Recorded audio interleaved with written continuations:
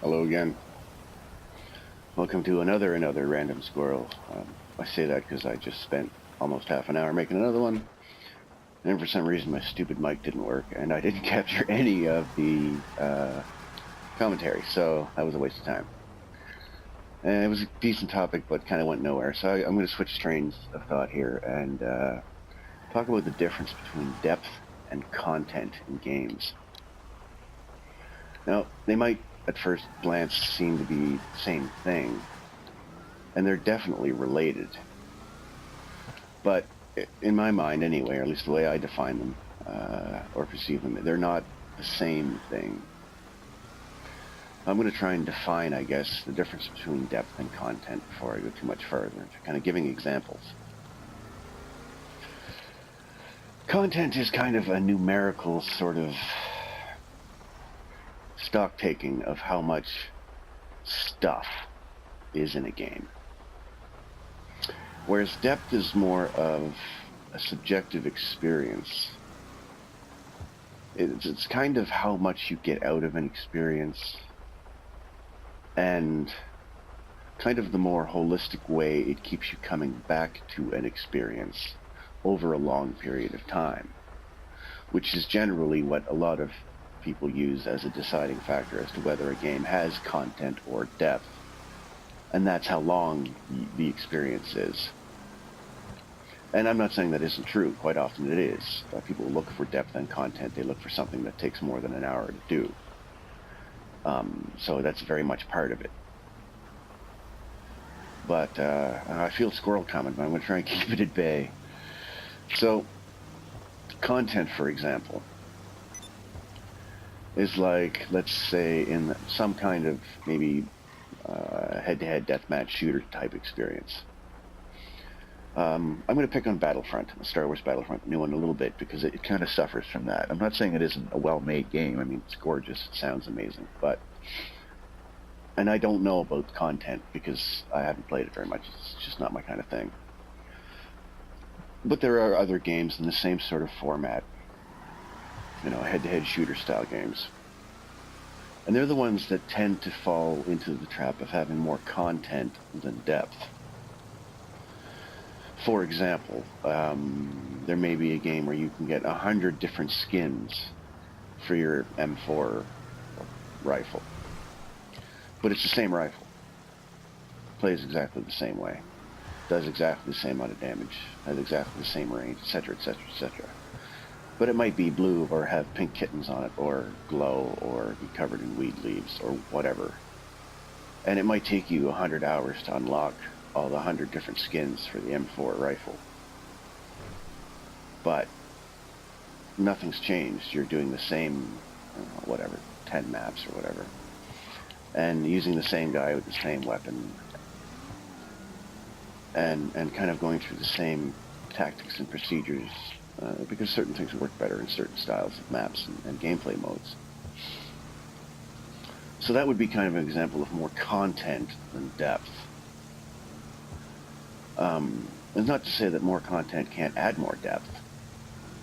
So kind of a middle example is something like GTA 5. It's got a good campaign with different ways of doing things, and there's reasons to replay it.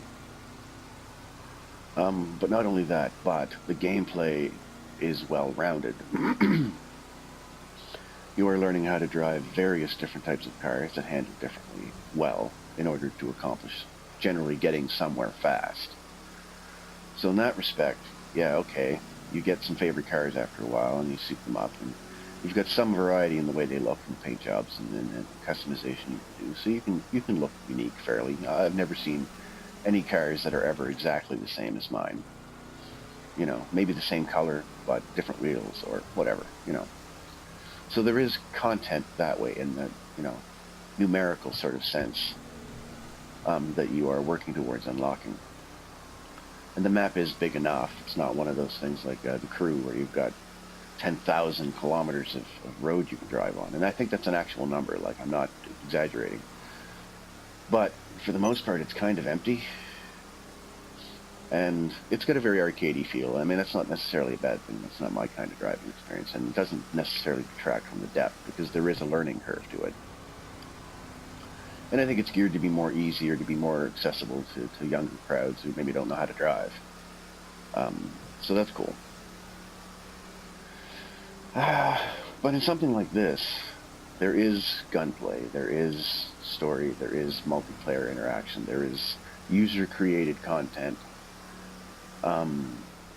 There is the random nature of the open world, and they do a good job of having random things like car crashes that happen because car crashes happen. And it might have nothing to do with you. You might just be walking down the street and suddenly somebody gets run over, or somebody crashes their car, or the cops get into a shootout or a car chase, or you see a fast car on the highway and get into a street race with them.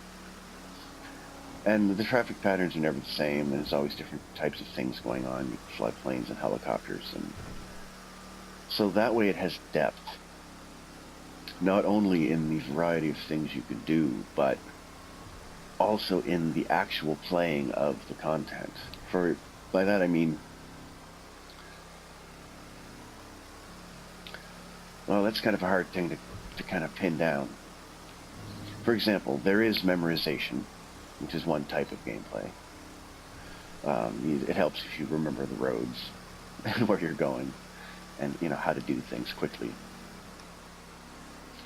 But because it's constantly changing around you, you also have to learn how to react on the fly. So you have to learn the little nuances of driving and how to avoid accidents quickly, and how to shoot and drive, and how to get into a gun battle and not get run over by a car crossing the street because everyone around you is freaking out because you're having a gun battle in the middle of the street. It teaches you situational awareness. And it has you doing a variety of things that unfold organically and are never quite the same thing twice. So you never kind of hit the end of the learning curve. You're always reacting to something that you may not have ever seen before. And that is true depth, I think. Things like The Witcher 3 is similar that way, in so much as the world is very large and organic and you can go around and explore a lot. But I find with that, once you've spent enough time in it, and I love that game, but it's story-driven. You have kind of a point to everything. Even the side quests have full voice acting, and there's stories attached to them. So it is definitely a very story game, and has a lot of stories that you can just find randomly, and they're all well done. And its depth of content is in its stories that it tells you that you're part of. And something like GTA 5 or Skyrim, there are stories attached to most things, but most of the best stories for games like this and that are the stories that, oh, wow, that happen because of random things the character has done. That emerge naturally in random ways that keep people coming back, not because they're going to unlock another t-shirt or another set of wheels for their car, because, I mean, eventually you unlock all of them. There's some variety, but not a huge deal. But people keep coming back because there's so much depth in the experience. Whereas, personally, for me, in games like head-to-head shooter games, and I'm not picking on that genre or saying it's bad or anything like that. It's just not my kind of thing. It's the same reason I don't like sports like hockey or football, where I appreciate the skill and the strategy involved in them. It's the same reason I don't like playing chess, because there's very little of truly new experiences that can happen, even though there is a great deal of depth and skill involved in finding new ways to win in those tight constraints. And fuck, it's my very first sports squirrel. I think I'm too distracted trying to get on the highway, so I'm gonna pause for a second, and then I'll get back to you when I can find it. Okay, well, that took a lot longer than I wanted it to, but thankfully you guys didn't have to sit through that. And I've definitely got completely derailed by hitting a telephone pole at high speed in a helicopter. But that's okay. I'm gonna call my mechanic up here and get my car back. Because, I'm in the boonies and I don't want to walk. I'm on the clock. What you want? Some wheels? It's What coming else? at you. Thank you. All right. So games was just content rather than depth, and there are some games that struggled kind of in a middle ground. I found Assassin's Creed 3 was a game that sort of struggled in the middle ground, and some of Ubisoft's open world kind of games struggled in the middle ground. And again, I'm not saying any of them were poorly made games or anything, but they were learning how to make open world games coming from things like the earlier Assassin's Creed games, and where they had content, like you had to find, hold on, you had to find 100 flags or something. I don't know how many it was or whatever, but that was just a numerical amount of the same damn thing. Climb up the building, get the flag. Climb up the building, get the flag. So thankfully they fixed that. At least Ubisoft is a company that's great for learning that and from their mistakes, and at least trying to change. That's cool. And they kind of fixed that in the next one by adding a somewhat larger variety to the list of things you had to do. And they're still kind of working on it with the Assassin's Creed games. From what I hear, and I can't speak from personal experience, the new one that takes place in London or whatever it was in the, like 17 or 1800s is supposedly has come a long way in kind of giving a more varied amount of many things to do. The Far Cry series sometimes suffered from that as well. Their actual gameplay, like when you were doing a mission or exploring the world and you would randomly come across animals that wanted to eat you, or vehicle patrols, or when you had to take over an outpost, they did a great job of varying the way you could go about doing that by giving you, close range weapons like shotguns, silent weapons like bows and arrows and knives, long range weapons, both loud and quiet, so that if you wanted to play it, Call of Duty style with an assault rifle and just go in guns blazing, you could. If you wanted to be sneaky and hide in a bush half a mile away with a powerful silent sniper rifle and just pick them off while they're running around like confused idiots, you could do that. And if you wanted to sneak in at night and stealthily take them all out with a knife, like some kind of crazy ninja ghost killer, you could do that. So in that respect, their open-ended gameplay added a lot of depth. You could take the same outpost over 10 times from 10 different directions using 10 different gameplay styles, 10 different sets of weapons or loadouts. And it would be quite a bit different every time. So in that way, they really nailed the depth. But they kind of misstepped by adding too much just content. By giving you some upgrades that were kind of not necessary, which meant you had to go look for plants that you kind of didn't really need because the potions were fun, but the game wasn't really, you didn't really need a lot of the stuff.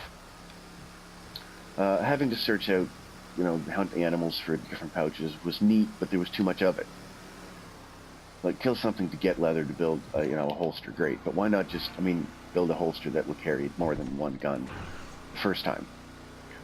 I don't need to wash, rinse, and repeat for 3 hours just to finally be able to carry more than just a handgun.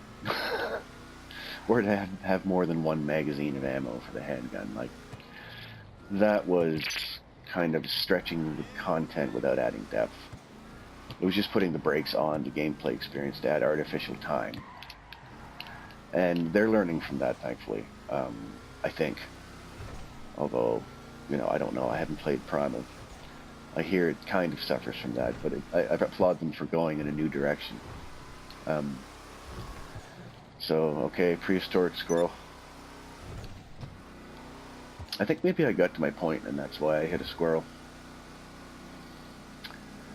Game developers trying to build, especially open world games and games where they want people to keep coming back, have to remember the importance of depth.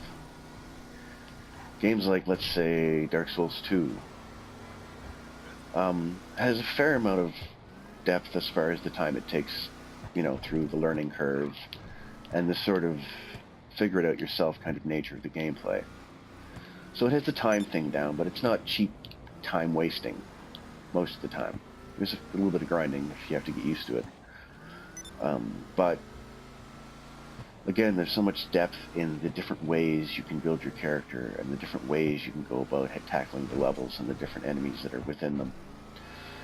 So that even though you may have played through the game in 20, 30 hours, or 40 hours, or 100 hours, and you're playing through New Game Plus, or playing through it again from the beginning, you know, you might be familiar with all of the content that's in it. But because you're playing, I don't know, a sorcerer instead of a knight, or you're not doing co-op, or you're imposing whatever challenges that people tend to impose on themselves in the later stages of playing that game, and especially in things like PvP, there's so much depth in the gameplay that the gameplay lasts a long time, regardless of the content. Because the content in that game is not just busy work. You know, it's not shoot 200 pigeons, which was something that I thought was really dumb in GTA 4. You know, GTA is not perfect. They do stuff that's sometimes stupid.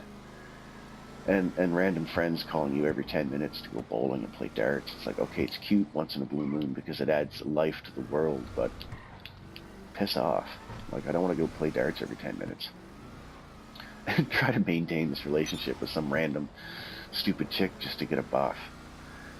You know, because, I mean, a lot of those girlfriends, quote-unquote, that they tried to implement in kind of the dating sim that the GTA games had, there's no story behind them, really. They were sort of kind of characterless. It was like, well, I don't care. Whereas in something like The Witcher 3, you meet lots of women and you can have sex with them if you want, you know.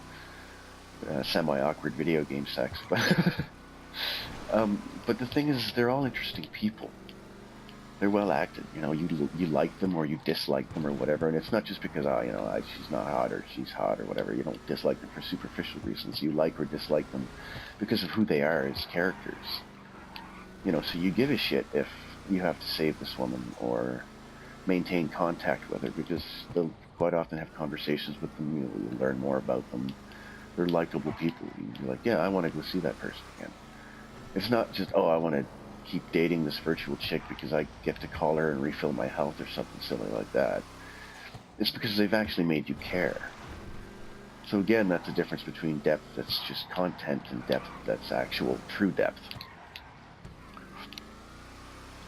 Another squirrel. Well, this is squirrel country after all. No bats or manta rays, though. No. But I guess now that I'm in the country and kind of winding down into some more quiet driving here, getting out of traffic. If any game developer ever happens to watch this, and that's a pretty slim chance, but hey, you never know. Kind of think about the difference between depth and content. And try and create depth. If you want players to come back to your game and make it more than just a single playthrough, you know, a one-night stand, or something like the Uncharted games and Last of Us and stuff like that, is what I call one-night stand games. They're awesome games. I love them. But I played through them once, and that's it. You know, I've enjoyed myself. I'm happy I spent the money, but I'm not going to keep coming back to it. They want to build something that people keep coming back to. That depth of gameplay and depth of experience, as well as meaningful content, not just busy work.